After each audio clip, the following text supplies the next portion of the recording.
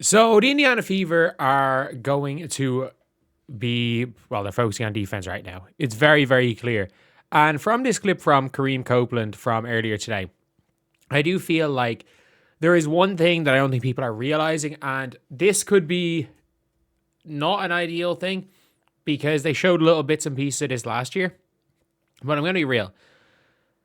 This is this is their defense right now, and every single thing we have seen from their defense is being has shown this. They look to be trying to fight over screens as much as possible. And one major thing with their defense seems to be scrambling. So let's take a look. Because every single clip we've seen has had some form of this happening. So, Justine Passat hedges and recovers. And by the way, she recovers slowly here. But what they're doing here, what they do in this scenario here, so it looks like they're working on hedging hard on the ball.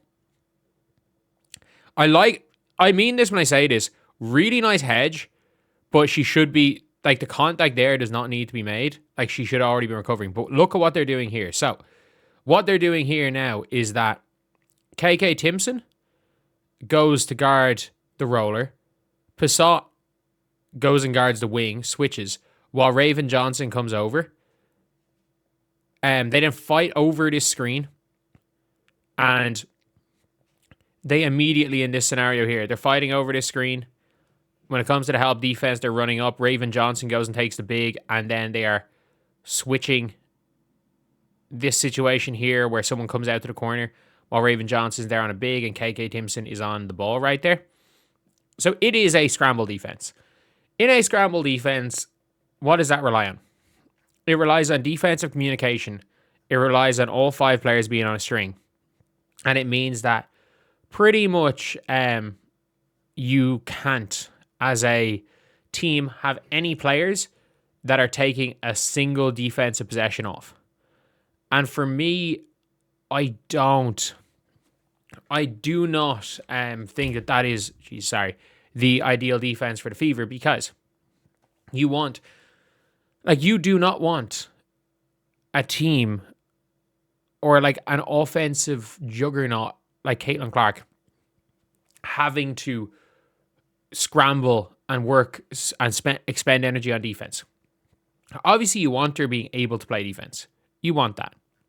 What you don't want, you're not. If you've ever watched the Aces play, Angel Wilson never guards the other team's best big. She never does. 90% of the time, that was Kia Stokes back when Kia Stokes started. And Angel Wilson was that help side defender. Why? You expend a lot less energy being a help side defender, albeit an exceptional help side defender. Don't get it twisted. Angel Wilson is the best at that. But as a help, you expend less energy as a help side defender. You expend less energy in these scenarios. Which doesn't look the most ideal thing. One thing that looks positive is that I'm very Justine Passat's footwork isn't ideal on defense. I think there's a lot of negatives with Justine Passat on the defensive end right now. That being said, I stand by this. I stand by this. That there's no way a competent defensive coach will not be able to turn Justine Passat into a good defender. Her awareness is significantly, if you watch KK last year on this, KK would hedge and she would just stay on the hedge for way too long. I do think Passat stayed a little bit too long here, but it wasn't too bad. So obviously fighting over the screen, they then switch that screen. And this scenario here where they're in a scramble defense, if you are a good team, so you see Passat switched onto the ball there, and whichever guard that is has suddenly left the opposite corner. So Raven's a really fucking good defender, by the way. So if you look at where Raven's sitting here, she is currently sitting in a position where she can simultaneously, if the skip pass is thrown over to the open player in the corner, she can cover that. But then she goes and immediately, when the other defender, I think it's Walker Kimbrough, it's either Walker Kimbrough or Harris, or is it? I actually don't know. I'm blind. This is really small.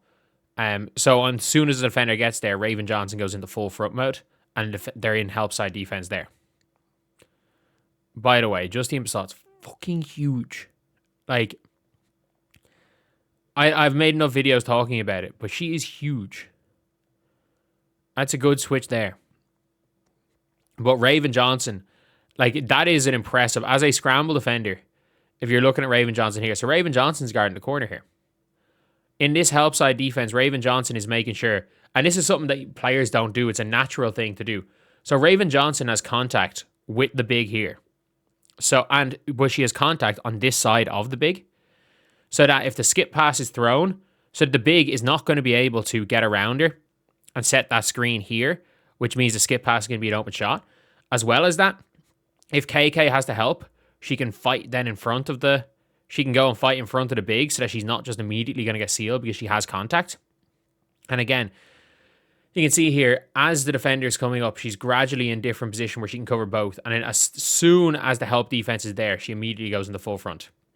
Like, everyone talks about, oh, Raven's hands and everything. That is impressive. Like, that there's a feel for the defensive. There's a feel on the defensive end that, like, you either have it or you don't. It's something to do with, like, playing an experience. You either have it or you don't. And it's actually impressive as a weak side defender in this scenario right here, where being simultaneously able to pinch down and be in help side on a big as a guard while not putting yourself in